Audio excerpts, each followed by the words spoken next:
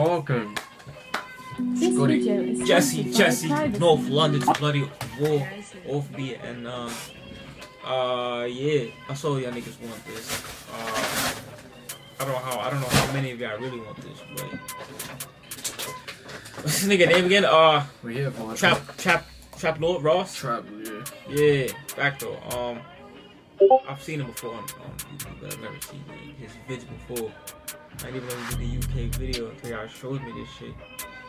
But y'all fuck with it, so we about to see what's up with it. It's an hour-long video. If this shit is trash, I respectfully blame y'all.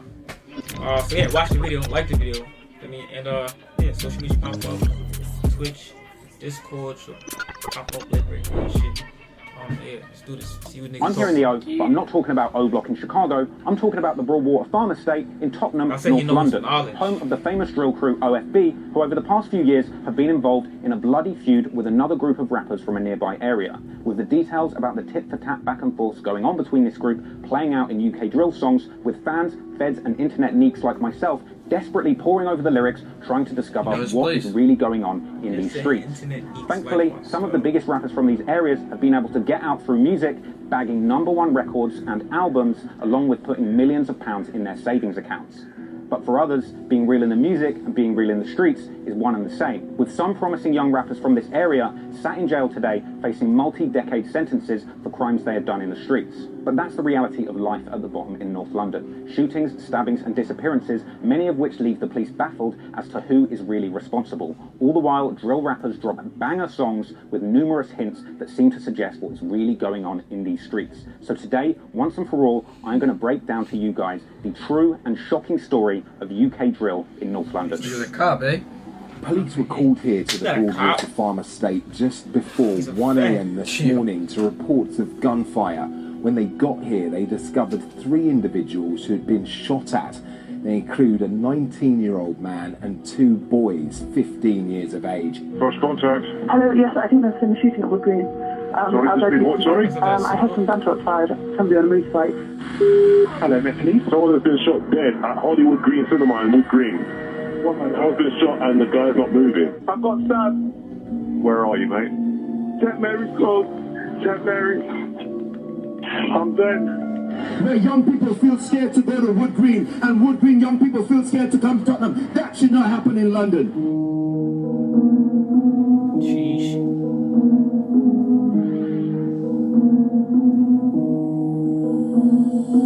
OFB stands for Original Farm Boys. The farm is a reference to the notorious Broadwater Farm Estate, which is based in the N17 postal code. In the 80s, this was one of London's most dangerous estates. And for decades now, gangs have been a well-documented part of life on this estate. This includes the Tottenham Mandem, an infamous crew of Tottenham-based Gs who were being extensively investigated by London's Met Police for decades. Specifically, Operation Trident, the Met Police's specialised unit aiming to tackle gun crime in the black community. But some people might argue that while trying to tackle gun crime in the community, the Met Police maybe committed a few gun crimes of their own. As Tottenham resident and alleged member of the Tottenham Mandem,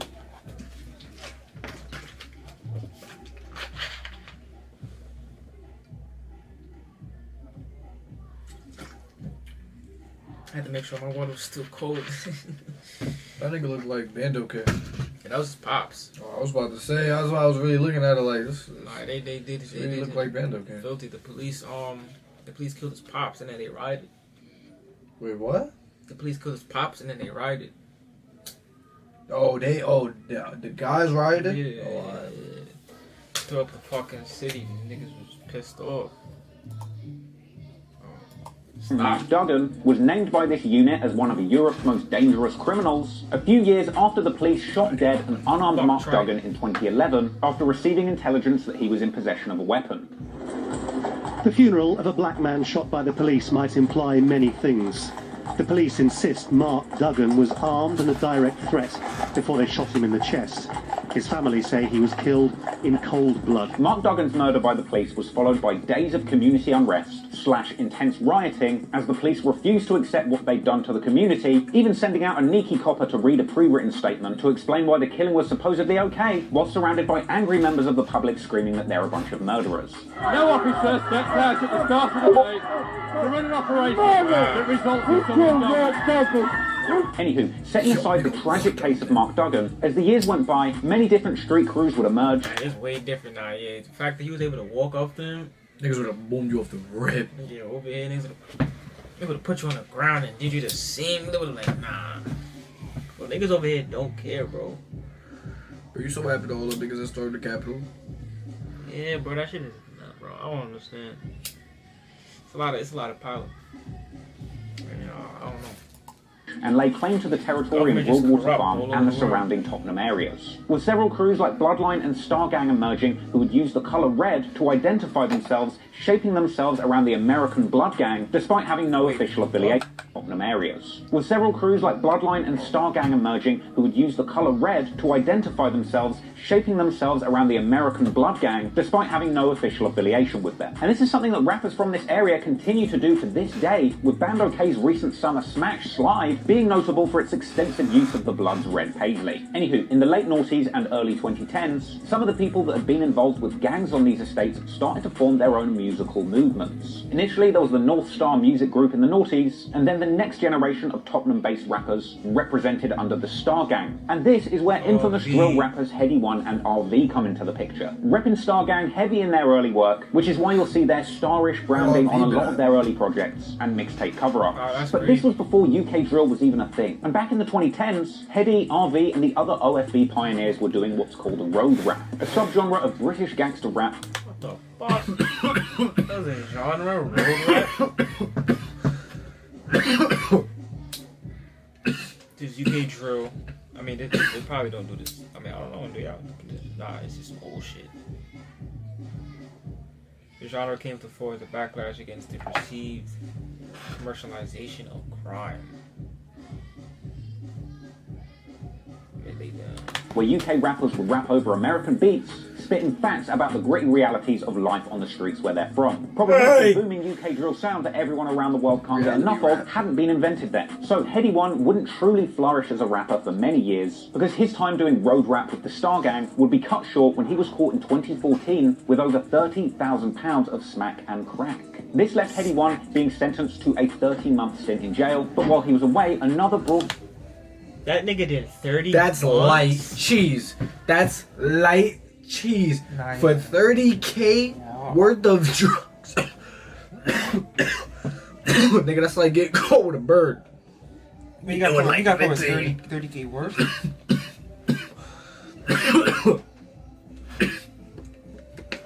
You're gonna do like 15 years over here. Nigga said 30 months. That nigga was in there chilling with his guys like, yo. Oh wait. Water farm rap legend emerged.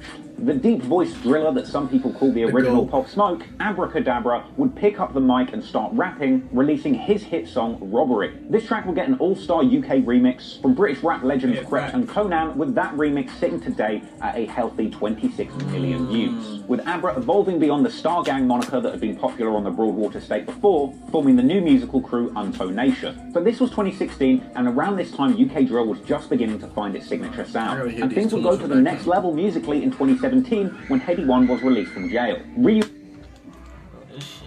This shit dumb loud.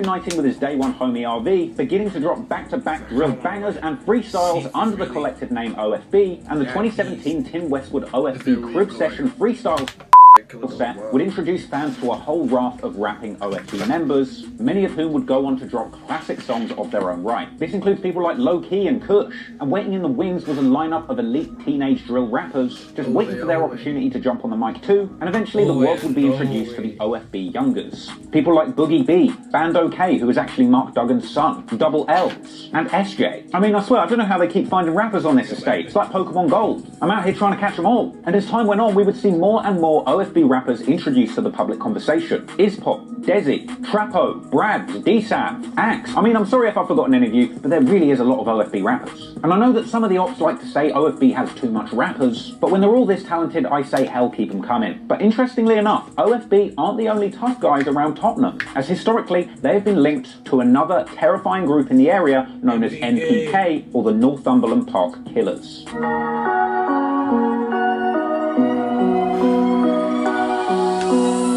MPK are a crew hailing from Northumberland Park and around Park Lane. The area they're from seems the same Tottenham N17 postcode as OFB, with Northumberland Park train station only about 10 minutes away from Broadwater Farm on Ped, but another difference with MPK is that they rock purple bandanas instead of red, distinguishing them from the blood-inspired sets in nearby areas. But don't get the colour difference twisted. This group has a long heritage of association with the red bandana Tottenham crews. Formerly being considered a part of the Tottenham Mandem crew back in the day, eventually MPK branched off and started their own group, and just like Back and Not Nice, MPK really did live up to their name back in the day. It's been said that MPK base affiliates in the Tottenham area had something to do with the 2007 murder of Gary Guthrie outside of a nightclub, and they had a vicious early beef with Edmonton-based group the Shank Stars, with the beef getting so out of hand several members were put behind...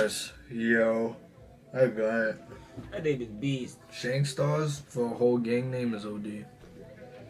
Bars in the late noughties, but we're going to get into that feud in detail shortly. What's really important to know is that just like OFB, the younger generations of rappers that rep NPK will go on to release drill music, with the most notable crew emerging from this area rapping under the name Sin Squad, with their most high-profile rappers being GP, aka Gunner Pumps, KK, LR, Bully B, Unks, Tugger, who is actually SJ's half-brother, Stewie, M-Loose, Sneaks, Shems, Trills, and OSAF. A lot of these guys were close to OFB rappers growing up, and as we'll see as the story goes on, they would end up riding together on more than just tracks, with a murder carried out by members of both OFB and MPK, leading to a bitter split between the former group. The murder, and as we'll see as the story... Look how many mugshots was there, my nigga.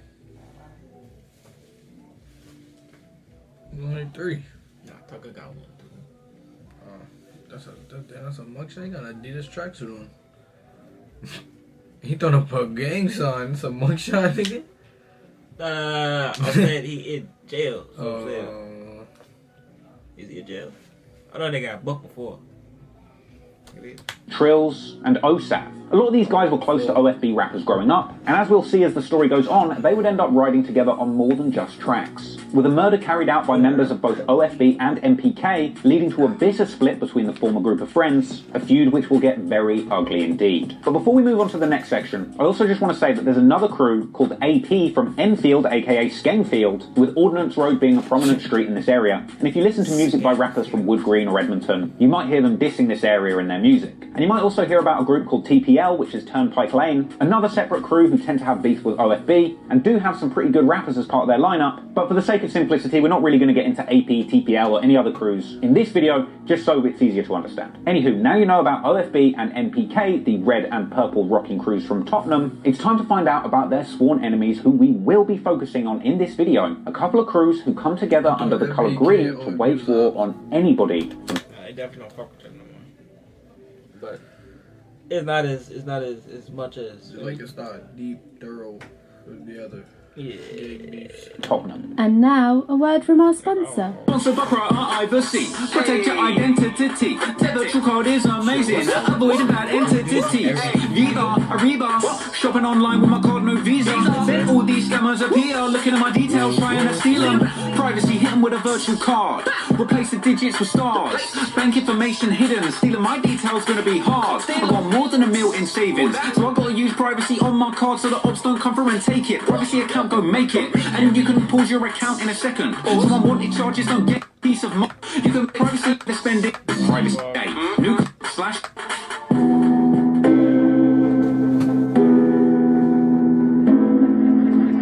Also around 10 minutes away from Broadwater Farm is an area called Wood Green, and the gang that historically runs things in this area is known as MOB, or Money Over Bitches. The Wood Green mob are based in the N22 postcode, which is why they're also sometimes referred to as the 22 or 22 mob, or just the twos, with the important landmarks in the area being the estates around Commerce Road and the Sky City estate, a strange residential complex in the sky built on top of a Wood Green shopping mall. Wood Green is an area historically much more focused on street activity than music. Originating as the Wood Green firm in the 90s, back in the day the youths in this area were much more interested in robbing than drilling or rapping, with the 2002 Wood Green robbery crew getting hit with heavy sentences after a ruthless mugging campaign in the area, where the court was told members of the gang were willing to pull shanks for as little as £1. And apparently this crack crew of armed robbers was so good at their jobs that it was reported that street crime in the area went down by a whopping 33% after their conviction. Now, the Wood Green mob didn't originally have a feud with groups from Tottenham until the end of the mid-noughties, where a series of tit-for-tat violent clashes saw Wood Green and Tottenham members hating each other. But again, we'll get into that as the story goes on. Ultimately, the young tough guys from Wood Green were pretty fearless and weren't afraid of having beef with anyone no matter where they're from, with the Wood Green mob ending up in violent feuds with crews all over London, including AP from Enfield, 8th from Hornsey, 9th Street, and Hoxton gangs in the N1 postcode, just to name a few. Now, those feuds aren't super important to this story, but there is one big name that is going to be super relevant to what's going to go down in this video, and that name belongs to the infamous Wood Green gang member Lamps, aka Dip Dat, aka Dipper Dan, a supposedly feared member that put in a lot of work on the streets for the gang. Story goes, Lamps was a Wood Green bully with ops in Tottenham and far beyond, apparently living in fear of him pulling up on their block. And hell, if this footage is anything to go by, it looked like he had the police quaking in their boots too. Shut up, bro. Shut up, bro. Shut up, bro.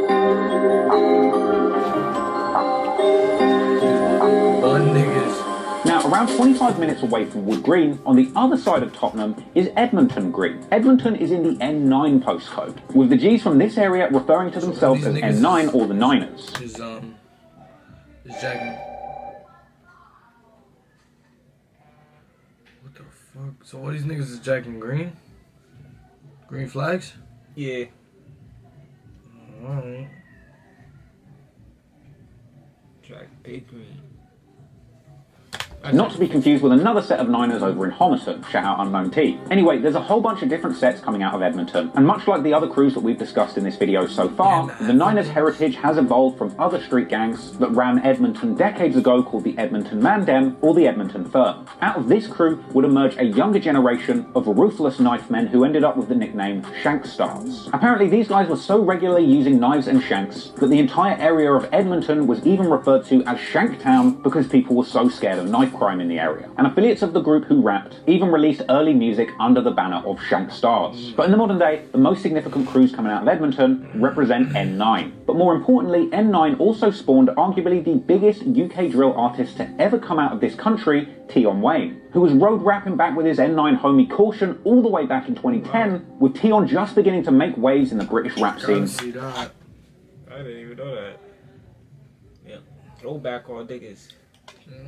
In the mid-2010s, along with his right-hand man, Turner. Now, there's a whole bunch of other 9 boys who have touched the mic on and off over the years, many of whom you can see in the 2015 N9 Tim Westwood crib session, including people like Terminator. Another rapper that has to get an honourable mention from the area is A1 from the 9, even though he said I was going to get shot on Instagram. But in modern-day drill, aside from Tion and Turner, the hot... So we're trying to tell this, bro. On your damn business. This nigga get shot on Instagram, yo. Boy, no motherfucking way. This thing coming out of Edmonton is the youngest set of drill rappers who go by the name 3x3, which if you're a true internet detective, you'll realise quickly adds up to 9. I bet that really keeps the cops off their tail. I mean, I'm trying to gangbang, not have a maths test. Anyway, there's a handful of 3x3 rappers who are making a lot of noise recently, particularly E1, another green bandana rocking rapper who seemingly has zero fear of the police. Keep it stepping, keep it stepping, keep it stepping. Get the fuck off the block! Get the fuck off the block! I want you in that fucking vehicle now! Now! Mate, if you come in, you can't... Get in there! Oi, open that door! Open that door! Then of course there's ZT, the self-proclaimed... Why backing out the feds like that? See, if it was America, they would have shot that nigga right there. I was about to shoot it right there, but nah, they would have woke him up right there, nigga. Bro. So I didn't get bullied all my life in school to come here and get bullied by you in my career. They about to boot him. Come on now. They about to apply force. Like realistically, they're probably not gonna shoot you, but like worst comes to worst, you probably got like a 45% chance they might shoot you. Probably end up on the ground face first. Yeah, they probably beat the fuck out you. Make it seem like you resisted. The CSS, chest shot specialist, because, you know, he'll shank you in the chest. Now, 3x3 and the 9 have other rappers that are affiliated with the area, and apologies to anyone from Edmonton who didn't get mentioned, but you know how it goes, there's too many names. So let's take a closer look at some of the events that caused the decades-long, deadly war between Tottenham and Edmonton.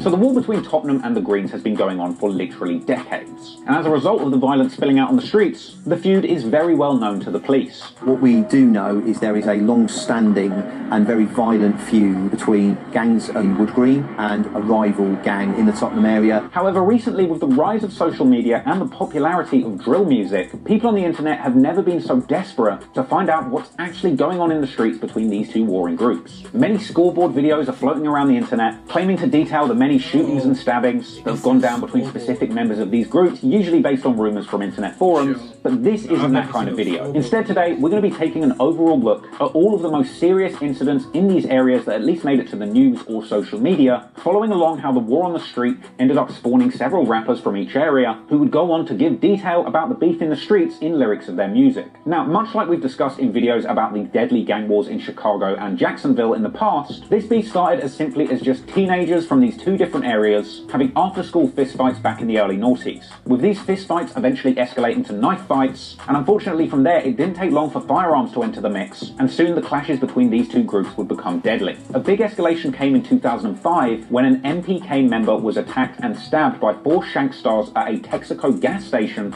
being left with serious injuries. This led to numerous mass brawls and tit-for-tat violence in the area, and so while the MPK and the Edmonton shank stars are warring, so too are Tottenham Star Gang warring with the Wood Green mob. In fact, it was reported that around 20 violent incidents where weapons were used took place between Wood Green and Tottenham in an 8-week period in early 2005. This included the shooting of a 17-year-old on Broadwater Farm, 3 shootings in one day in April, and a hit and run on Wood Green High Road that ended up injuring an innocent 8-year-old. With these back and forths leading up to another incident in 2005 where this beef reached deadly new heights. As on May the 1st, 2005, 22-year-old Andre Linton from Tottenham is shot dead at close range after his car was surrounded by 6 youths in Wood Green. Somebody involved in the incident was identified as Jermaine Campbell, who courts were told was a member of Wood Green mob. In fact, the very same person had actually been sentenced to 3 years back in 2002 for being part of that notorious Wood Green mugging squad. And after being found guilty of the murder, he would end up being sentenced to 25 years in prison. Apparently showing no remorse to the very end, coldly taunting his victims in court, winking and making shooting hand gestures towards them from. It's no surprise then that retaliations were seen in the area, with Get Back getting deadly on the 28th of October 2006, when a Wood Green mob affiliate named Jerome Vassell was shot in the head outside of a Wood Green community centre, a shooting which left him brain damaged and paralysed, with it taking over a year for him to succumb to his injuries and eventually pass away. 8 people were arrested in this incident, but none were charged. At this point, the streets were super hot and the beef between these areas was getting serious. And at a certain point, an alliance forms between the Wood Green mob and the Edmonton Shank Stars. And so, stylised in green, Wood Green to Edmonton Green would become known collectively as Green City, with green bandanas signifying alliances between sets that operate in these areas. Suddenly their beef with the crews in Tottenham throwing up the red bandanas and NPK rocking purple was looking like some real Bloods and Crips shit, or Grove Street versus the Ballers, actually, if you think about it. In 2007 and 2008, the beef only intensified with more bloody battles between these two groups taking place. This included another mass brawl outside of a Texaco again, of all places. I swear drill rappers are sponsored by petrol stations or something. Anywho, with so much crime and violence spilling into the streets, the battle between Tottenham and Edmonton would eventually reach the police's radar, especially in November 2007, when a massive street fight took place between members of NPK and Shank Stars, where numerous people were left with stab injuries, and the court being told that those responsible went on to rap about the crimes in songs. In the end, the police used DNA evidence to slap heavy sentences on members from both sides, and the increased police attention that was placed on the groups around this time definitely had the block hot for a couple of years. And as these years went by, new generations of tough guys emerged from the same areas, eventually inheriting the beef from their elders, and repeating the cycles of violence seen by previous. Grow up, I already have an ops as bees. Yeah, those are niggas that's supposed to. I can only imagine how it is out there.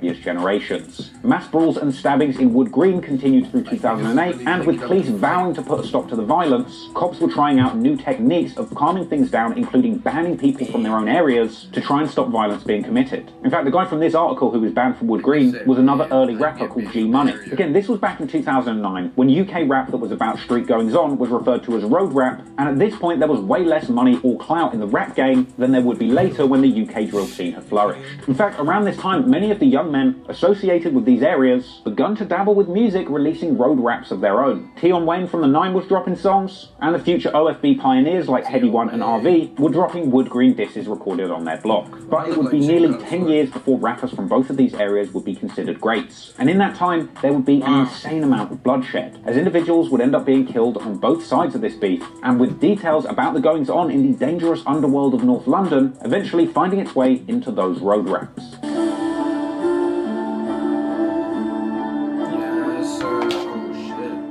North London was not a safe place to be in the decade that followed, and for a long stretch of time it seemed like murder after murder was taking place in these areas.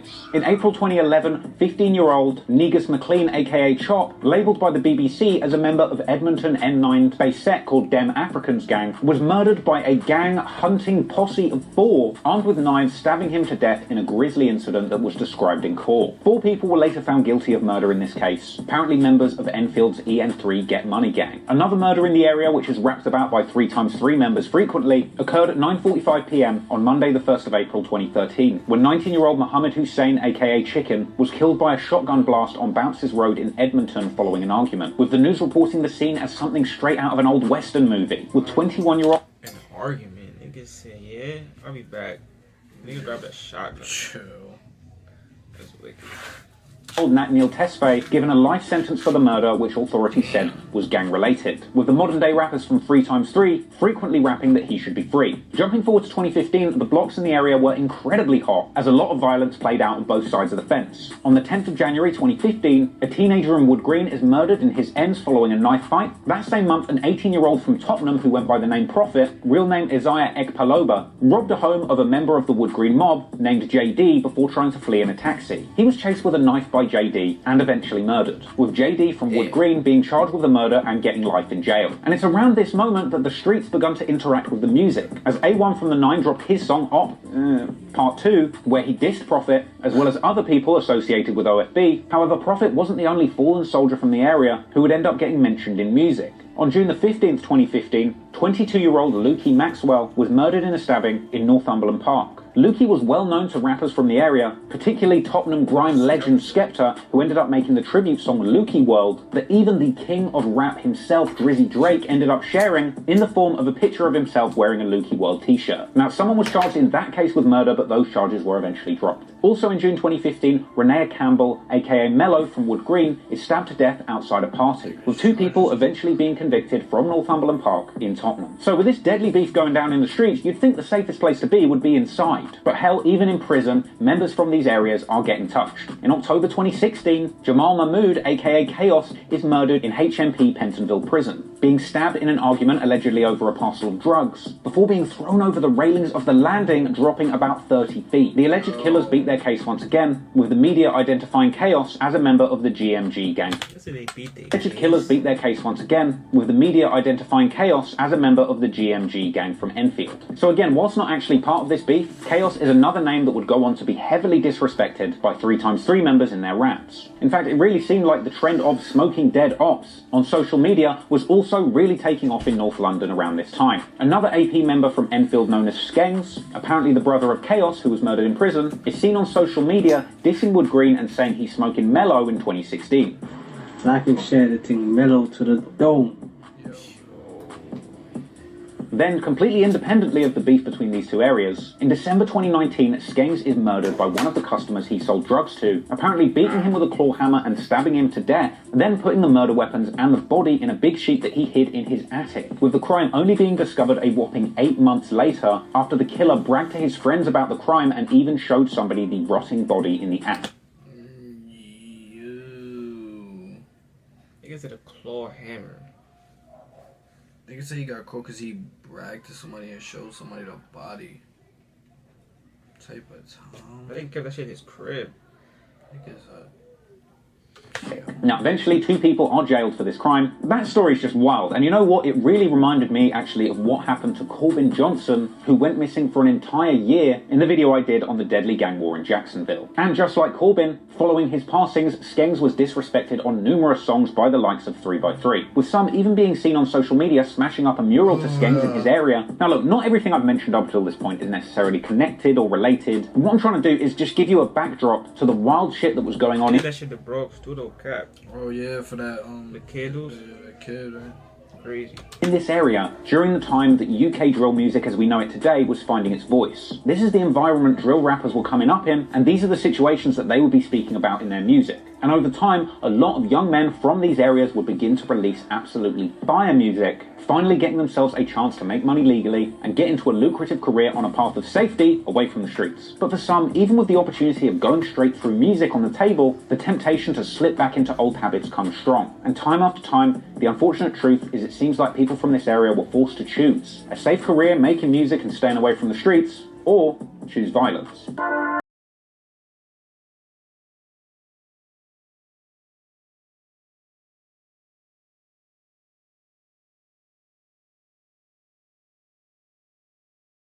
Is raging in the streets of North London. Some of the young men from these areas are trying to find another way out through music, particularly Tion Wayne from the 9, who had slowly been building up a buzz and showing constant improvements on the mic, dropping 2 volumes of his Wayne's World mixtape series, the latter of which has the track Get Dough 2, which in my opinion is one of my favourite and very underrated Turner and Tion tracks. Hope they drop a part 3. Anyway, in my opinion, at this point, Tion Wayne was carving out a very special and unique place in UK rap. So this was way before UK drill had really kicked off, and Tion was kind of making these tracks that sat somewhere kind of between road rap and R&B rap, kind of singing about girls with like a little bit of Afro beats influence in there. He was doing his thing, and his 2016 track Me or The Lifestyle is a prime example of what I'm talking about. You know, it's sort of a love song about finding a girl that you can trust, but set to a backdrop of kind of street shit. It's good stuff. However, the unfortunate truth is, as Tion's buzz was reaching new highs, with him booking shows around the country, even opening up for Rick Ross at one point, sadly, after one of these shows, Tion Wayne would be confronted with a moment of madness, and in a split-second decision, he would choose violence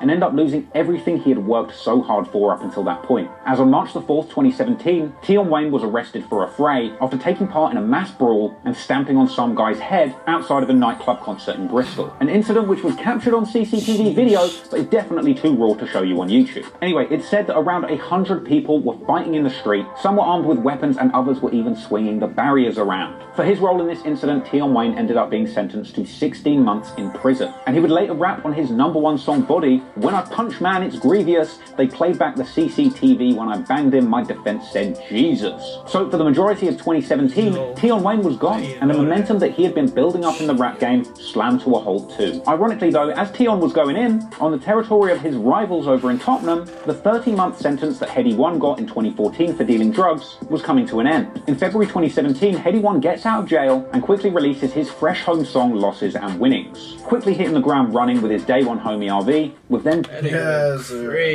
doing up a whole bunch of fire freestyles as a duo. They released a joint mixtape, Drillers and Trappers, in July, and throughout the rest of 2017, in the absence of Tion Wayne, RV and Heady One are making some serious waves in music. And not just as a duo, because Heady is putting in that work solo, truly trying to make a name for himself. His Street Heat freestyle was legendary and got people excited to hear more solo hits from him, and in October 2017, his solo banger Live from the T drops and doesn't disappoint fans. So with Heady picking up that heat in the streets, the UK drill scene begins to get more and more popping. And it's not just OFB making progress with the music too, because at a certain point, the Wood Green members decide to get in on the action too. In October 2017, Lamps from Wood Green, along with his homies Rams and Rids, released their drill song No Lies, containing numerous lyrics where Lamps disses NPK rivals, with this track being followed with the song Looking for Who, another track where Lamps from Wood Green says that he's regularly stabbing people from the N17 postcode. And so with the feud between these areas getting more and more public and finding its way into music, that feud would eventually once again spill out into the streets. And at the start of 2018, there would be a series of high-profile clashes between members of these crews. On the 26th of January 2018, Heady One is attacked by Wood Green members after playing a show at Bedfordshire Uni not far from London. Here, he's confronted by Wood Green members outside of a university accommodation, where he's basically threatened, dragged around, beaten, and kind of chased off the campus, all the while tucking his hand into a man bag as if he has a weapon, but one is never produced. But what's even more shocking than the incident itself is the brazen way those that carried it out filmed the entire thing and posted it up to Snapchat. Once it was up, the footage was circulating quickly amongst the drill community, and people were clowning Heady One heavily for catching what was perceived to be a bad violation. But the disrespect wouldn't last for long, because as Heady One himself said, this L would soon turn into a W, and the very next day a shooting went down in Wood Green. Niggas spit. Niggas say, yeah, we gotta spin. Where a 19-year-old man was hit, but he fortunately survived. And in the immediate aftermath of the shooting, OFB member RV is seen dissing the Wood Green ops on Snapchat, seemingly referencing this incident. Apparently even going as far as to drive past the crime scene afterwards, posting a clip on his Snapchat along with some Kermit emojis. Heady also tweeted after this, saying first half he got set up by a girl, second half excellent finish. I guess suggesting that a point had been scored and that they were even now. 3 people were arrested under investigation following this incident, but no one was ever charged. But more importantly, also within a day of this supposed get-back, Heady One and... I don't know, niggas beating cases out there. This is young niggas with no lawyers beating cases. They gotta have lawyers. There's no way. Not... Trust me, bro. What do you mean, bro? There ain't no fucking way, bro. Yeah, you got him. He about to be his own. I get a public nigga. About to be a public defender. You gotta get a public defender here. He about to represent himself. Someone nigga beat that case. And RV would jump back on the mic, releasing the biggest drill song of the year, the classic Know Better. The song is all about Heady One basically suggesting that he did indeed have a gun with him that day in the bag, but that he knew better than to pull it out with the ops filming him on Snapchat. Going on to suggest that the ops should have known better than pulling that stunt on him, with numerous lyrics suggesting that the shooting that took place the next day was related to the incident, but stopping just short of incriminating himself by replacing any specific details with the ad-lib shh. Something that Heady didn't necessarily invent, but he definitely popularised with this track that many people believe completely changed UK drill for good. Know Better was such a huge success that within a month, Heady One had signed a full-blown record deal with Sony's Relentless Records imprint, who re-released Know Better commercially. It's kind of ironic that Heady One sort of had to be subjected to a horrible physical gang altercation in order to go through all of that, and nigga just overcame that whole incident. To get the attention that he needed to sign a legit record deal. But how he got it doesn't matter. The important thing was that Heady was now officially on and in the industry, well positioned to focus on music and get out these streets. Unfortunately, however, in the days that followed the Know Better incident, the streets of North London would be as hot as ever. And less than a week after this happened, Wood Green members would retaliate, claiming the life of a young man from Tottenham, sparking a violent wave of killings that would go on for years to come.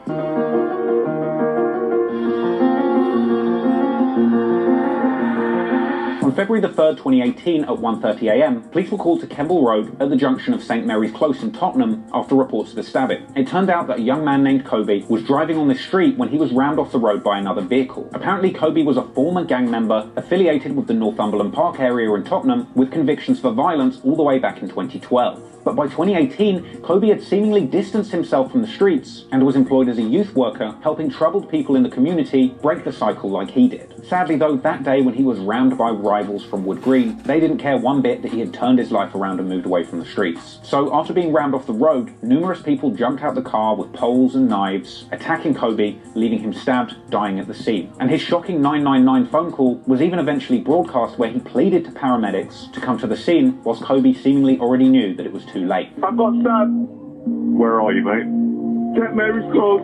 St Mary's. I'm dead. DNA evidence was found in the car on both the airbags and seatbelts, linking multiple Wood Green mob affiliates to the crime, with the suggestion that Lamps from Wood Green was one of the people who had jumped out of the car, attacking Kobe, and another man named Neron Quarty, who was labelled by police as the driver. He was picked up by police and gave a full no-comment interview. Were you one of the guys with a knife in his hand stabbing him? Were you one of the ones holding him while he was stabbed? Did you murder Kobe? But comment or none, it seemed that the DNA evidence that was left on the airbag was indisputable. And on the 16th of August 2018, Neron Quarty is convicted of the murder of Kobe, being sentenced to 26 years in prison. Meanwhile, Lamps' involvement in this murder wouldn't be identified by the police until some time later, and unfortunately, by the time they worked out that Lamps was involved in the murder of Kobe, it was too late. And even with Kobe's murder successfully carried out, apparently the Wood Green mob was still thirsty for blood. In fact, apparently members in the area had even planned an attack on Kobe's funeral, with police getting intelligence and intercepting the crew in an insane police chase. What the The mob was still thirsty for blood. In fact, apparently niggas driving with the doors open. Members in the area had even planned an attack on Kobe's funeral, with police getting intelligence and intercepting the crew in an insane police chase that was even caught on camera, with the cops ultimately foiling the planned ride out on the funeral.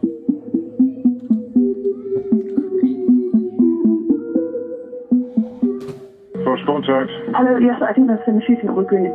Sorry? I had some banter outside, somebody on a motorbike. Just over a month after the murder of Kobe, late at night on the 7th of March 2018, Lamps posted his location on Snapchat, seemingly gesturing for his ops to come and pull up on him. And he had shown quite clearly for the whole of North London to see that he was chilling outside the McDonald's at the Hollywood Bowl Entertainment Complex in Wood Green. Now, niggas be wildin', bro.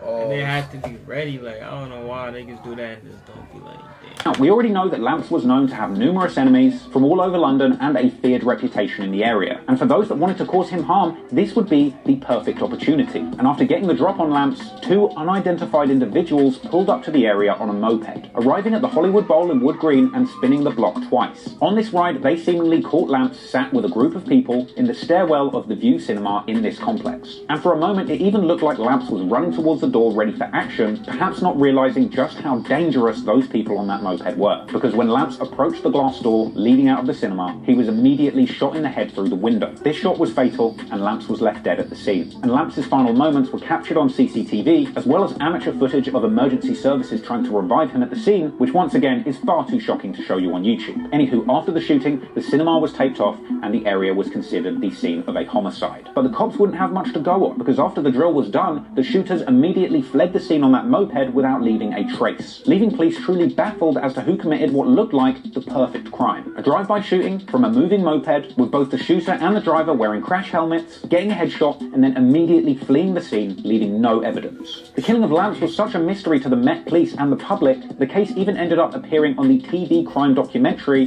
The Met Policing London, along with the Kobe incident. The following day, the investigation into the shooting of Kelvin Odunyi is picked up by the same team investigating the murder of Kobe Nelson. There is limited opportunities in relation to the identification of the suspects at this time. So, who killed Lamps? Well, despite there being a whole bunch of crackpot theories floating around on Reddit and YouTube, a lot of different people all over London likely wanted Lamps dead. Because as we know, Wood Green and Lamps himself had many beefs all over London, far beyond Tottenham. Fuck Hoxton as well, yeah? A beef at me. To this day, the crime remains unsolved, and even though Reddit detectives have several theories on who might have been responsible, there really isn't anything truly conclusive. And if there was, trust me, the cops will be on it before Reddit or me. But regardless of whether or not they even had anything to do with this crime, simply because of the ongoing feud between the two areas, following the killing of Lamps, Tottenham rappers would put the utmost disrespect on his name. KK from MPK posted a picture of the unfixed door from the crime scene, talking about the killing of Lamps on Phonum like it was goddamn Chirac.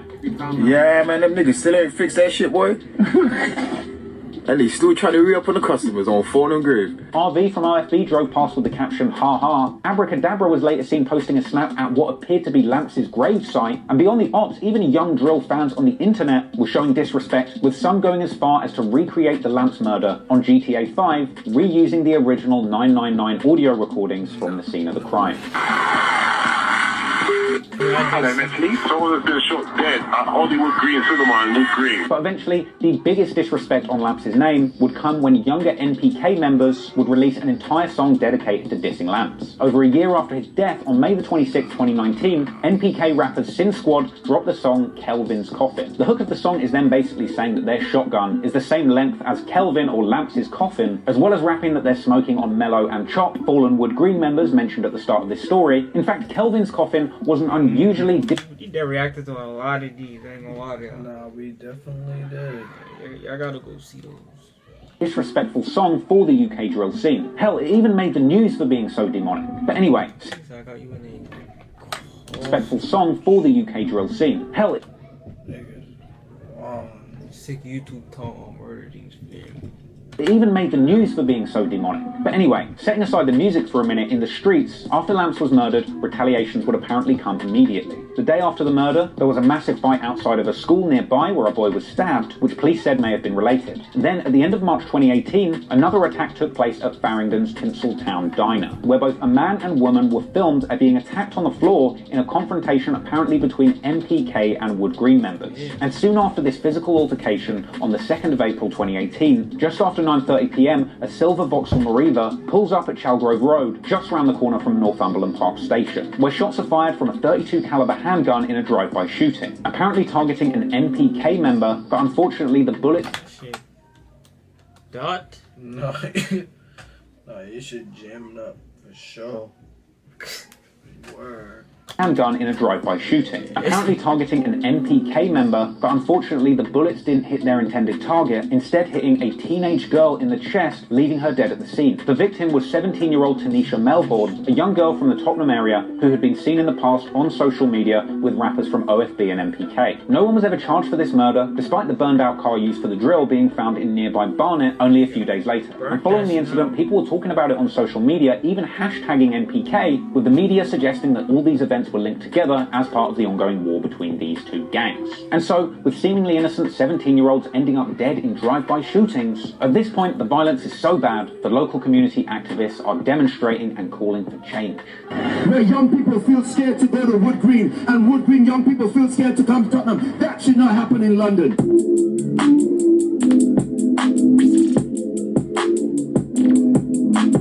In July 2018, Tion Wayne gets out of jail looking mad crusty, hitting the ground running musically, getting himself a shape-up, and dropping his fresh home song, Home. That was followed by another solo track called On My Life, but it was on features that Tion would be getting to that bag, taking his career to new heights. As in November 2018, Tion Wayne appears on the track Options with NSG, which goes on to become the biggest song of his career, charting at number 7. But naturally, not everybody was celebrating Tion's triumphant return to the rap game, as both RV and Heady One are seen hating on Tion on social media, saying they have to skip his part of the song.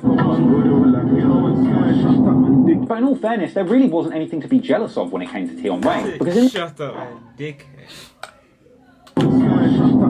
But in all fairness, there really wasn't anything to be jealous of when it came to Tion Wayne, because in the time he'd been locked up, Heady One had moved on to bigger things, signing his record deal and dropping big projects like his The One mixtape, spawning the classic drill anthem Golden Boot, along with his previous hit No Better, and that was followed up by his The One 2 project, which had more big hits like Banter on Me and Brony, and with big songs doing numbers amongst the fans, Heady would continue to make moves in the industry doing headline shows, and ending the year with the big drop of his song Of Course, easing into the start of 2019 with the biggest drop of his career to date, the track 1800 along with Dave that dropped on the 3rd of January 2019. This is a song that's basically all about paying £1,800.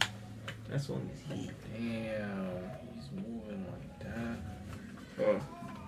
Some charter with Dave. First of all, old shirt, man. Sure. That dropped on the 3rd of January 2019. This is a song that's basically all about paying £1,800 for a rusty shotgun to use on your ops. And the song includes lines about riding through the 9 with skanks, aka guns. But in reality, by this point, Heady One was far from chopping ops at the farm block, and more copping lamb chops from the farm shop. Because 1800 with Dave ended up going 5 on the UK singles charts, really representing Heady One's commercial breakthrough moment. Nearly a year on from being ambushed and attacked on camera by ops outside of the show at a university, Heady One is landing top 5 hits on the charts and truly making a name for himself in the mainstream music industry. And so whilst Heady was headed for greatness and setting the template for the younger generation of OFB, on February the 4th, 2018, the song Brocket will drop, introducing the world to some of the younger generation of OFB rappers, including Band OK, Double L's and Boogie B. And soon there would be another big name joining that lineup, SJ, who would appear on the Farm Block anthem and the UK version of King Von's Took Her to the O, Bad B on the Niz, which released on October the 2nd, 2018. This was the first big hit featuring the OFB younger trio, Band OK, Double L's and SJ, with this track becoming an instant classic in the area,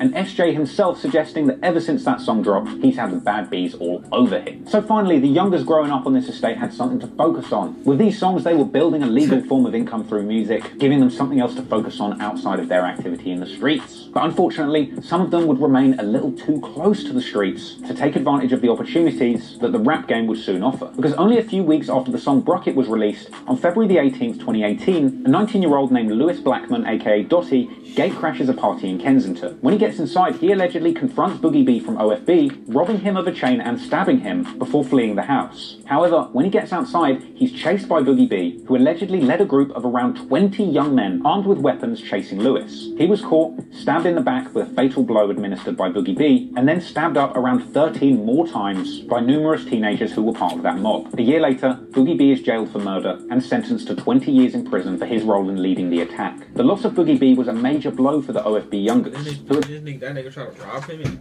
he stabbed him. That nigga did rob him. And then he was running, nigga got on his ass.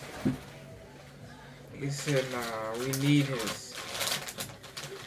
At this point, we're still just emerging and making a name for themselves in the drill scene. A bit like Tion Wayne when he had that fight, Boogie B was a promising rapper, but one night of madness and the choice of violence ultimately left him in jail, facing a 2-decade-long sentence, and his music career completely over before it had really gotten a chance to flourish. But sadly, Boogie B wouldn't be the only one.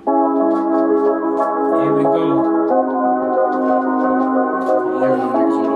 On January the 12th, 2019, a triple stabbing takes place after a confrontation between young men from M9 and members from OFB and MPK in the 4th Street McDonald's near Wood Green, and it was rumoured that SJ from OFB was involved in this incident. 3 men were stabbed, and the CCTV of the entire fight inside the McDonald's leaked, which again is way too shocking to show you on YouTube. But anyway, with this kind of shit going down, it's safe to say that the beef between crews from Tottenham and Green City is truly frying, and the hatred between these two groups has of course made its way to drill music, and by this point at the start of 2019, Bando K, SJ and Double L's have become the hottest trio in drill music.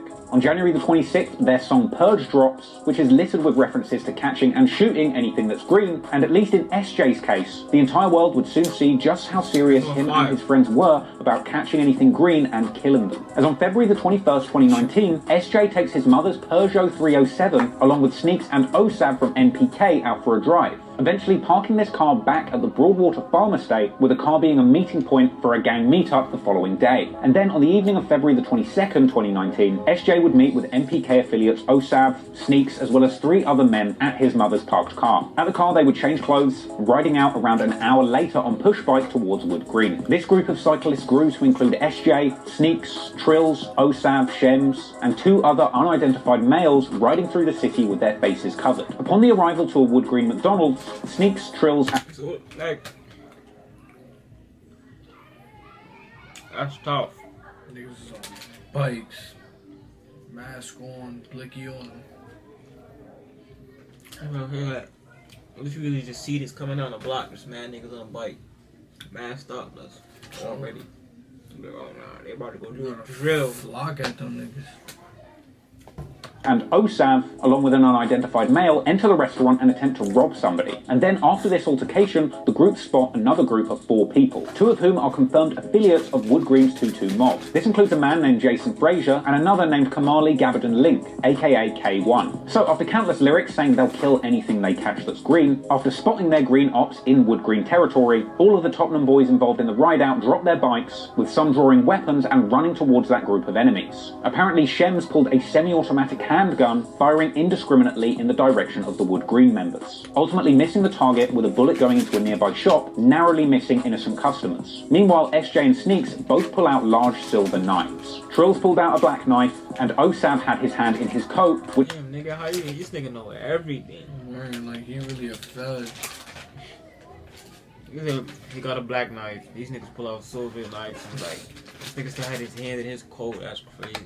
Large silver knives. Trills pulled out a black knife, and OSAB had his hand in his coat, which the court were told— Oh, that shit is dead here in the whole shit. What's the paperwork? Like, he's really reading this shit. Representing— God damn, CCTV caught all these niggas in 4K.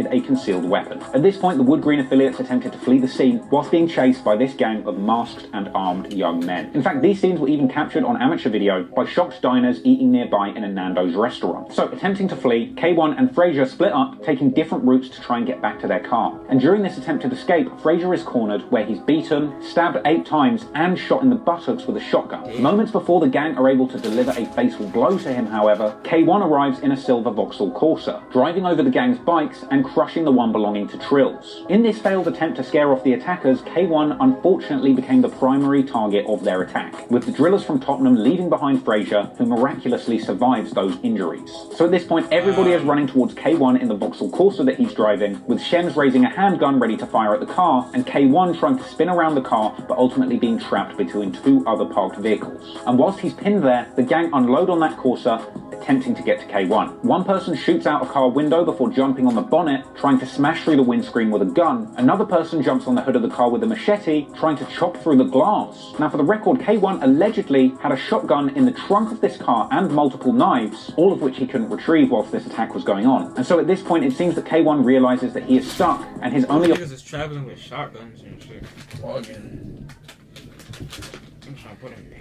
option is to flee the car, quickly jumping out and running into the nearby Coffee and Cream hair salon. And this shop was open, full of customers, including a 4-year-old, an 8-year-old, a baby, and their shocked parents. But the gang apparently weren't bothered by the amount of witnesses. And so as they rushed into the store, the gang descended on K1 with knives out, inflicting multiple vicious stab wounds, leaving K1 fatally wounded, ultimately dying later in the hospital. K1 was killed in one of the most savage and shocking murders to ever take place on the streets of London. The attack was described by the BBC as reminiscent of a Hollywood film, but to make things even more crazy, after the murder took place, the entire group cycled together back to Broadwater Farm, right up to SJ's mum's Peugeot, changing their clothes in front of the estate's many CCTV cameras, with the police apparently using Broadwater Farm CCTV surveillance video to identify 5 people involved in this attack. But that identification would take some time, and for at least a little while the police would have no idea who was responsible. In fact, just after the brazen murder, police immediately made their way to the Broadwater Farm estate, even stopping Trills of NPK, who gave the police false information, and since he'd already hidden his weapon, the police had nothing to hold him on, with him walking away from officers boldly proclaiming, "I hope you lot cut down on knife violence," and all that. But if you thought that was brazen, things only get more shocking. As following the murder of K1 with the direct involvement of SJ continues rapping along with Bando K and Double L's, dropping numerous songs in the month that followed the murder of K1, including the May 5th release of the trio's biggest track, Ambush, which has unflattering lyrics in it where SJ talks about pressing triggers and being a chest-shot chinger when it comes to stabbings. Now obviously these are just general lines talking about the lifestyle that he witnessed growing up, but unfortunately for SJ, this track and its references to the violent gang life he lived would be used in court as supporting evidence that SJ and his associates were known to carry weapons and engage in gang activity. But Ambush was really one of the more tame examples, because there were numerous examples of SJ and other members dropping lyrics that seemed to reference the killing of K1. K-Wiz in my risen hell, fuck karate with street fighting Joe. The worst of it really came out during the OFB Youngers crib session with Tim Westwood. Double L's is dropping lyrics about raising the crime rate in the N22 area. Jay went on to diss Lamps numerous times too, and the MPK Youngers were also there to drop some incredibly disrespectful lyrics as well. In fact, some of them were so offensive they ended up being censored or taken out of the final version that was posted to YouTube, but because a lot of these lyrics are in other songs or freestyles, it's pretty easy to find out what they were saying. Like MPK Tugger referencing the crew's involvement in the 4th Street stabbing outside of McDonald's.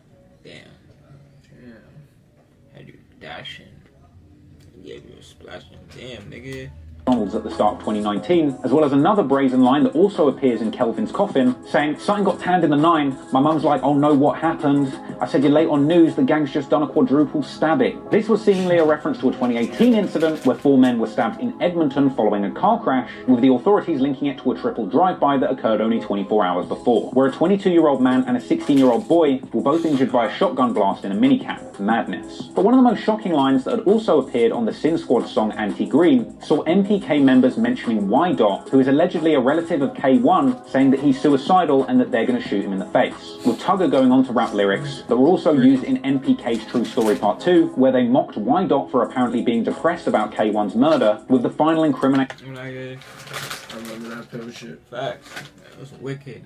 Line being delivered by Sneaks, who was quite literally there for the K1 murder, saying anything green get bun, Lamps got put in a spliff, and K1 got put in a blunt. Well, this wasn't a great look. By the 21st of April, Trills and Shems of MPK had been arrested. Then on May the 16th, 2019, it's revealed that SJ has also been arrested for murder only days after their Westwood crib session is recorded, with the final suspects being Osav and Sneaks, who were arrested on the 10th of July. And what's weird is that even facing a murder charge, SJ didn't even attempt to keep a low profile. On June the 2nd, he drops his track Youngest in Charge from jail, which included lines dissing his ops from 3x3, E1 and ZT for just starting to rap, with them having only recently dropped their first proper disrespectful track, Just the Beginning, in May 2019. And in Youngest in Charge, SJ also drops lyrics about spotting ops and taking them out, and dissing Lamps again. Funnily enough, it was later revealed that whilst SJ was sitting in prison awaiting his murder trial, he was apparently offered a £150,000 record deal off the strength of these tracks he was releasing from prison. Anywho. Wow.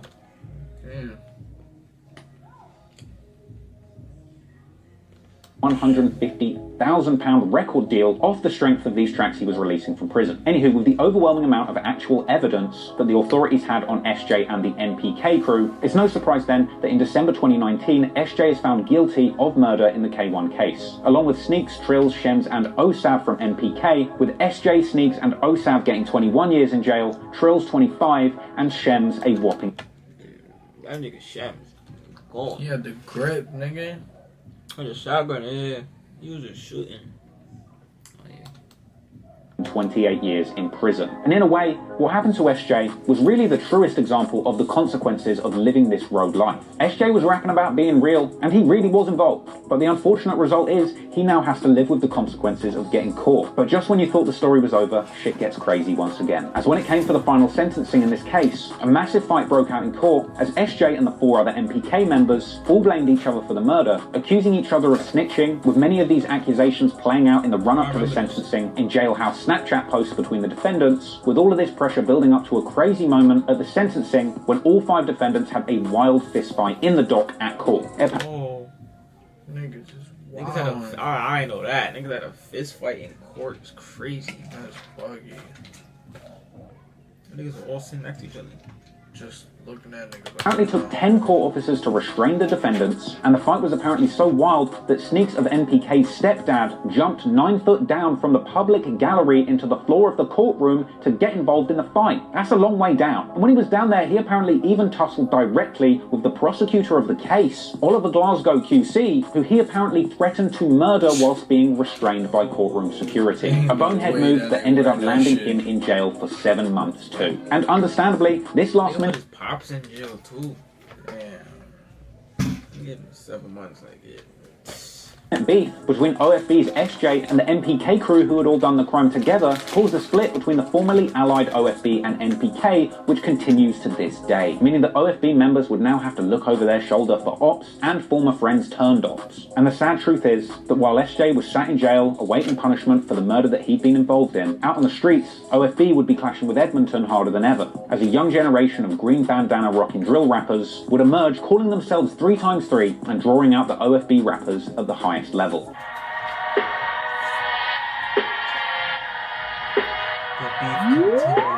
Despite the fact that by mid-2019, Tion Wayne had become a bona fide rap star with 4 charting songs under his belt, he clearly was still in touch with the streets. Because on June the 17th, 2019, Kush from OFB was caught on camera at a set of traffic lights by Tion Wayne, who filmed him doing the dash, cutting through a red light to escape. Come out the car!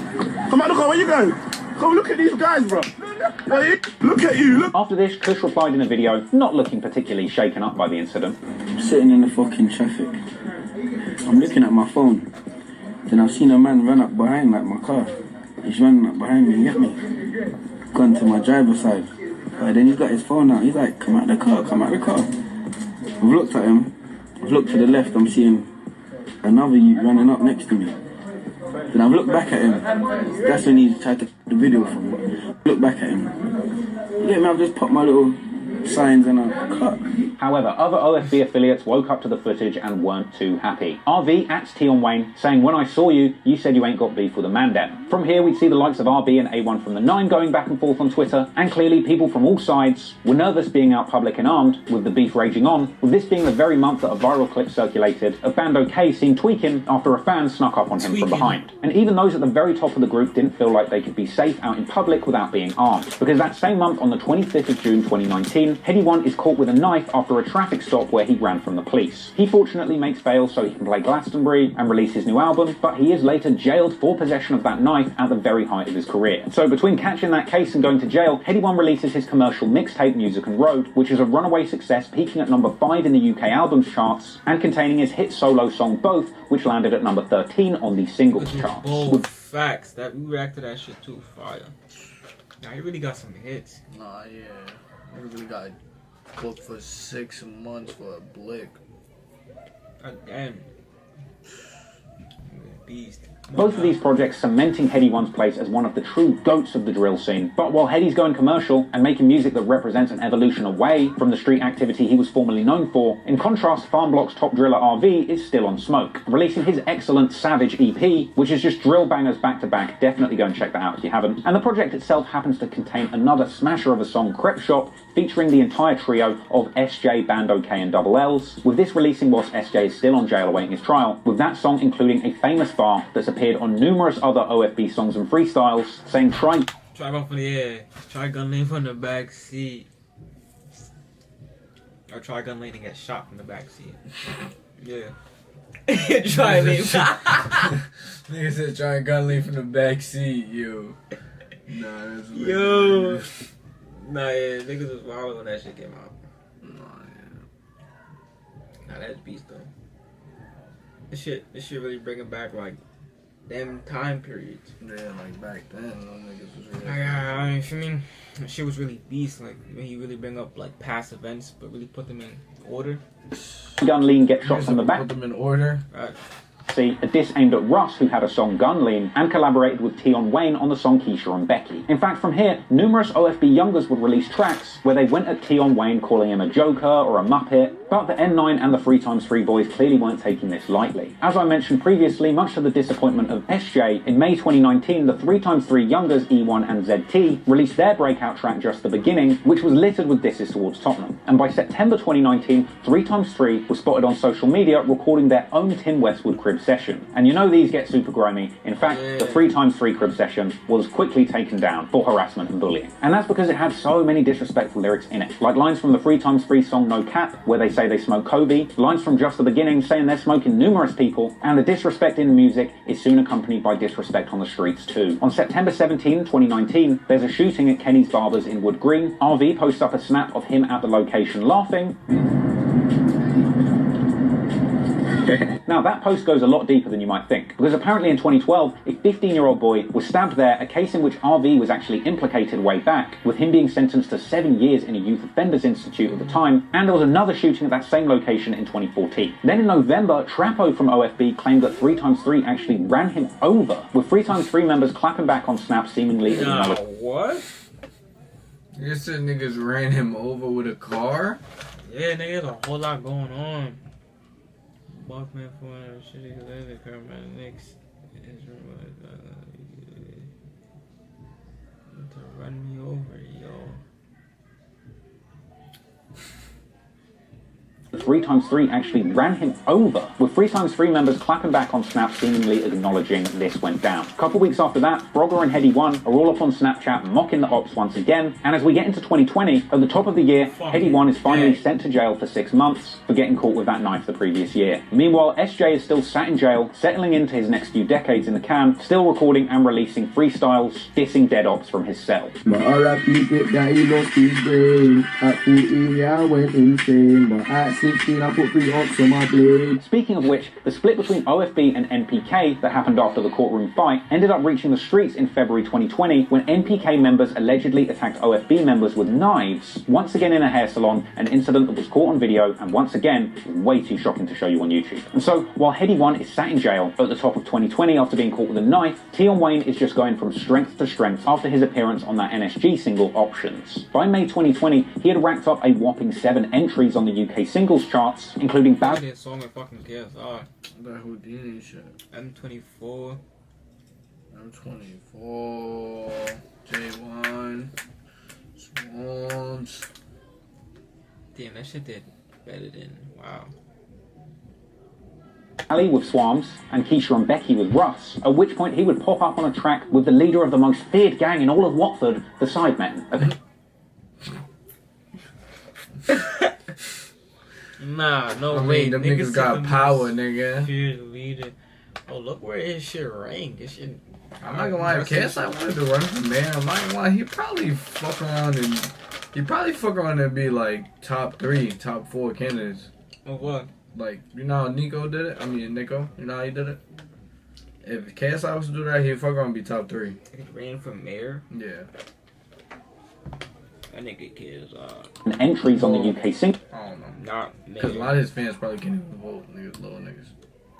Singles charts, including Bally with Swams and Keisha and Becky with Russ, at which point he would pop up on a track with the leader of the most feared gang in all of Watford, the Sidemen, appearing on the tune Houdini with KSI, that charted at number 6, and then the track I don't know, with Stormzy and Dutchavelli that hit number 7. Basically, Tion Wayne was on a roll, everything he touched turned to gold, and clearly, the ops weren't going to be happy about this. In July 2020, when Tion Wayne is spotted in the studio with Birmingham rapper Mist, RV pipes up on Twitter, dissing them both, with Tion clapping back, saying, "Lol, you're so selective, it's embarrassing, laughing face. You're a big man, keep it on the roads and stop tweeting. Fix your career and your bank account before you come on here trying to be a comedian, you waste man. This is the only clout I'm giving you." With Tion's description of them as being selective, referring to the fact that if RV is pissed off that Mist is working with one of his ops, Tion Wayne, why didn't he have that same energy for chart-topping king of grime Stormzy, who a year before working with Tion Wayne on the track I Don't Know, collaborated with Heady One on the track Audacity, which charted at number 2, and again only 3 months after this back and forth appearing with Stormzy again on Heady's hit song Ain't It Different along with AJ Tracy, giving Heady One a number 2 chart hit, the highest single song performance of his career. But regardless of the perceived selectiveness, RV still decided to clap back at Tion, saying, "Drill music really corrupting people's brains, lol. When man were doing Afro beats, no one had any energy or any chat for me, especially when we were face to face. But now, everyone's a gangster." With Tion replying again, saying, "When we were face to face, you didn't say or do shit, my guy. Lol, what are you on about? These lies, your hairline can't keep up, bro. Pack it in." Now, to their credit, Tion Wayne and RV are both very funny. But the verbal wasn't done, because only 2 days after this back and forth, Abracadabra from OFB comes through and drops his enormous track On Deck. And this features extensive lyrics dissing the N9 boys, and questioning if they have any guns on their estate, with Abracadabra dropping these disses while flipping lyrics from Tion Wayne's very own song I Don't Know. Then, when the OFB All-Star remix drops the following month, Abra brings through pretty much the whole of the Broadwater Farm estate, lined up to pop shots at both the 9 boys and the Tunes.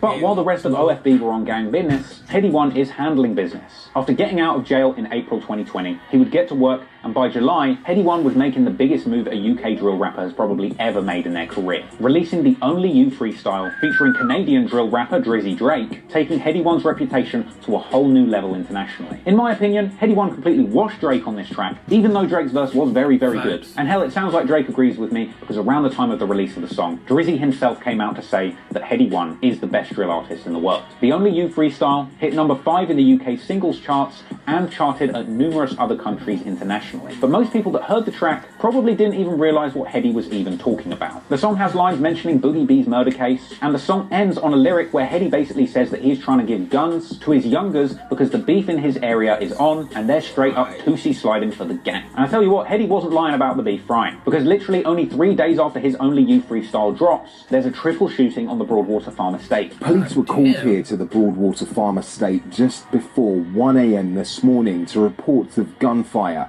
When they got here, they discovered 3 individuals who had been shot at. Now, the police are keen to trace a car that was used in the shooting. Now, it's believed that an Indie groups would occur on October the 8th, when Ispot from OFB is stabbed in the eye on a train by 3 teenagers armed with machetes, apparently one of whom was as young as 14 years old. There's a lot of rumours about exactly who was involved in this, which I don't want to spread, but it has been suggested that those involved might have had ties to both 3x3 and NPK, with the fact that both 3x3 and NPK members posted on social media mocking the situation after it happened. Apparently the 3 teens responsible have been charged with attempted murder along with lesser charges, and it had even been said on the news that the individual attacked had been left blind in one eye. It would take a few months for Ispot to actually come out and address this situation personally, eventually revealing on Snapchat that he was indeed stabbed near his right eye and in his hand in an unfair 3-on-1 fight, with him suggesting that those responsible had gone on to say that Ispot had stabbed them first in court.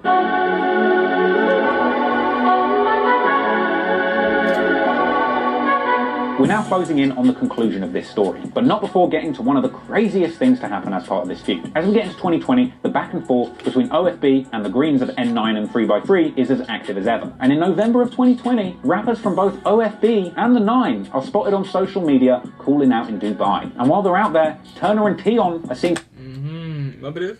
Nah, we gotta play it more. Caught their ops on that plane. Not specifically, but posted up at a club saying that the ops know where to find them.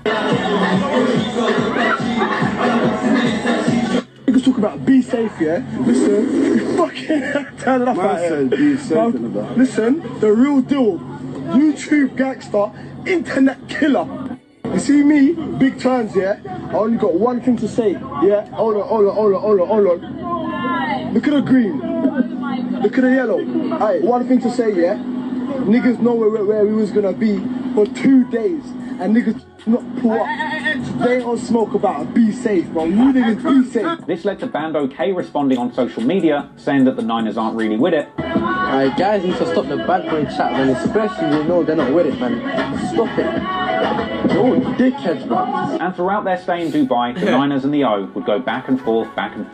Tion posted that they all look up to him. Bando replied saying him and Heady One are outside in Dubai. Heady piped up saying social media is killing his people. And at a certain point, the disrespect got turned up to a whole other level when the OFB guys started mocking Turner from the 9 for a recording of him apparently crying over a girl. No comment on that one, Turner. But Turner clapped back, saying that it's these guys always initiating beef with him and that he just responds. But this international social media spat eventually came to a head in a violent and the most inappropriate fashion, because who would have thought that these two warring crews from North London gang sets would find themselves together on the same flight home from their Dubai holiday. And around this time, amateur video began to surface depicting Tion Wayne and Heady One in a physical confrontation on board a flight set to fly out of Dubai, where apparently a drink was thrown, followed by Tion Wayne taking what looked like a full swing punch at Heady One, but thankfully missed. Flash was absorbed by everybody's favourite grow house robber, Morrison. Look him up in your own time. Anywho, whilst Tion is swinging on Heady... Nigga see your favourite grow house and you'll chill. That nigga just...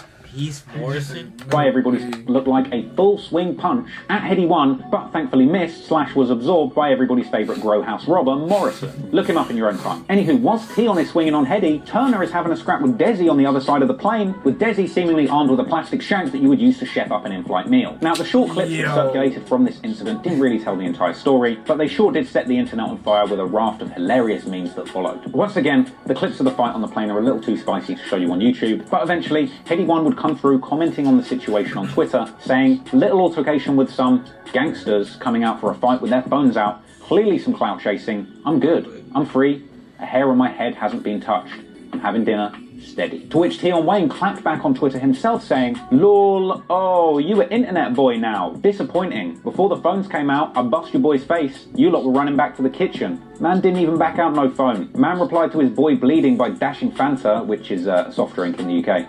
And here he is tweeting, these guys always fool in the public, no real heart. Man called me a clout chaser. I've been airing these guys. They've been saying my name in their songs every second.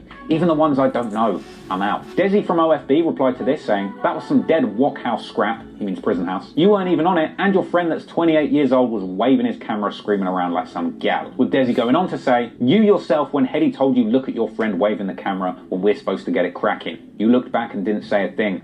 I saw in your eyes the disappointment. Don't come here and cap for the net. Anywho, after the fight, some of the OFB boys, including Frogger and Heady One, were seen still in Dubai, I assume after having been removed from the plane, and as some rumours said, having been arrested and put in jail for a brief period. Bro, don't listen to everything you hear. My man's calming there now. Bro, who took a violation, bro? What's man talking about? Man are talking shit, bro. Bruv, man are lucky that we weren't all there, innit? What? Man see a two, man. Turner's there screaming, showing just trying to snap video like Desi did fly.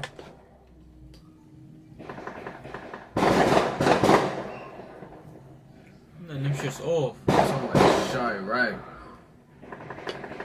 Nah, that sound, the background shit sound crazy. Bro, look, listen, it's like August, bro. It's still on it. Heavy. Like, this shit is crazy. fly kicking. Brother, come on, bro. You're getting fly kicked by a 19-year-old or a big 26, 27-year-old man. Like, what's the man talking about, bro? Everyone's just chatting bare shit. And then what? I'm seeing all you people trying to post up. You lot are... Yeah, I know you shit. Turn out, you was just a video, man. And everyone's getting excited. Man, they're trying to say, Heady, the Desi head boss, this, that. Bruv, where's their boss head? Where's the boss head?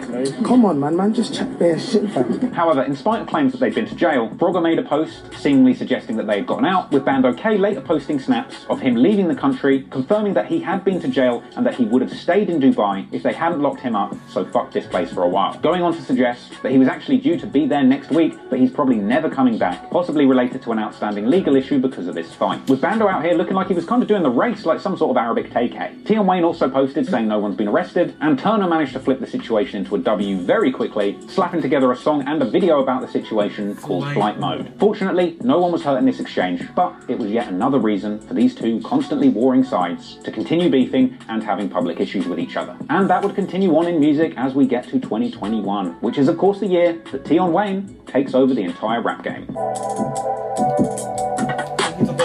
Debatably.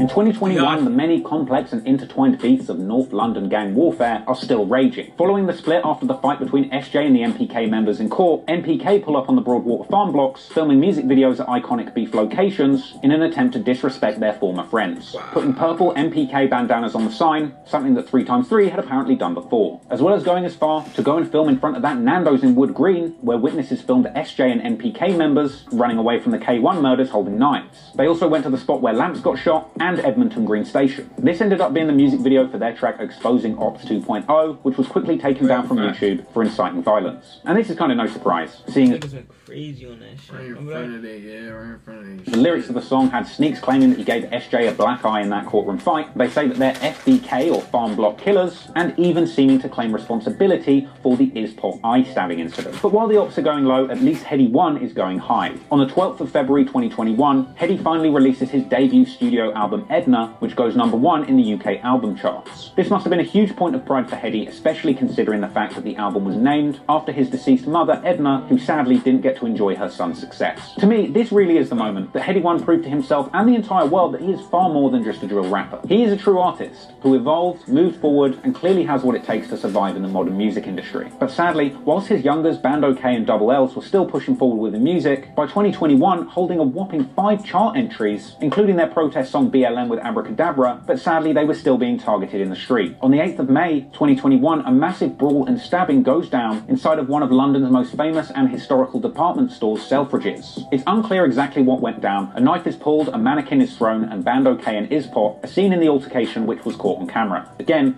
too violent to show you on YouTube. 8 people are arrested, including Bando K, who fortunately gets out quickly and posts up on Snapchat. Funnily enough, their ops over in the 9 are having a very different time of things in 2021, because in March, Tion Wayne drops another collaboration with Russ, the song Body, that is an instant classic. Tion Wayne's Body ends up going to #1 in the UK singles charts, becoming the very first drill song in history to go #1 in this country. That's the kind of body I like to see drill rap. That shit went crazy, my nigga.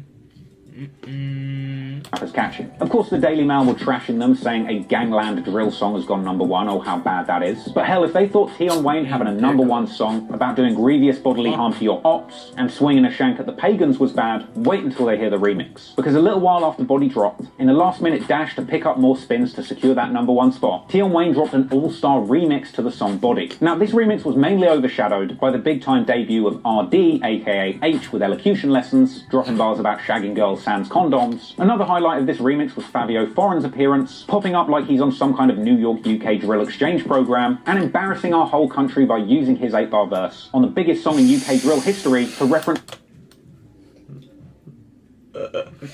No, you have to know what you was gonna get if you got Favi though.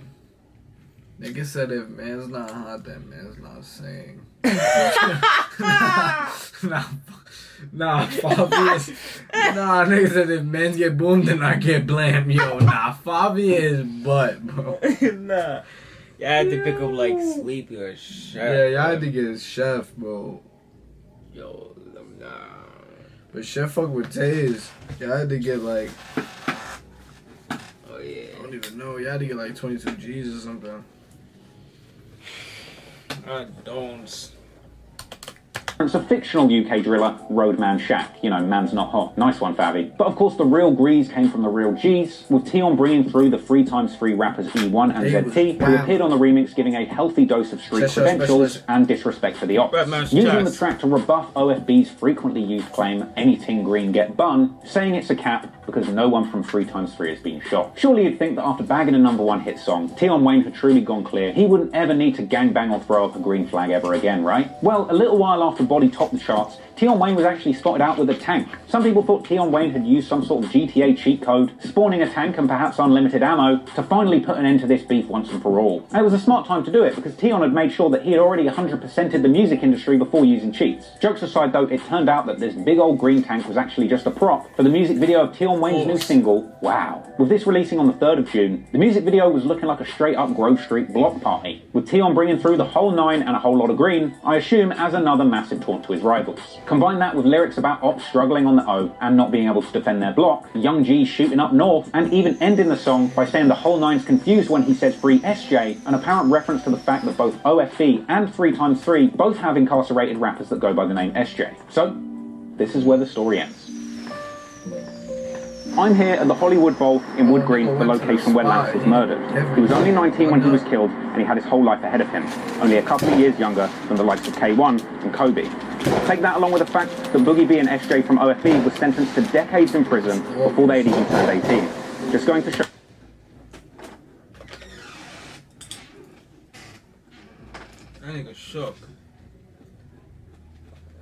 you that the road life is truly a dead end.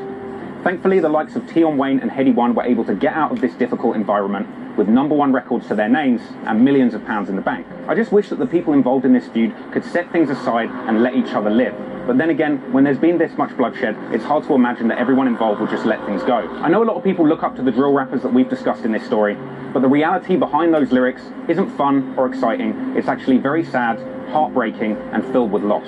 So if there's one takeaway I want to give you from this video, is that you shouldn't convince yourself that you're a fan of the streets, or the drills, or the gangs, but really, just be a fan of the music, and let people get on with their lives. Nice. That was the best way you could have put it. No cap. Niggas be trying to choose sides, and you don't even live there. Fucking you doing? So you don't even know anybody from there. You don't even jack you. But that shit needs fire. You don't even sold a gram on the block. Oh, yeah. Ah, man. Just got a stress on me. If only y'all knew how long they had to wait to finish this video. Because of all that. We still going on. We just was like, fuck it. But yeah, we hit N9 off the morning. Got it out somehow. Y'all better like that comment. Like the video. Like the video, folks. Do it right now. I mean, I'm gonna see you in the next video. Stay safe. Before you feel me, stay safe. Stay corona safe. Stay corona safe.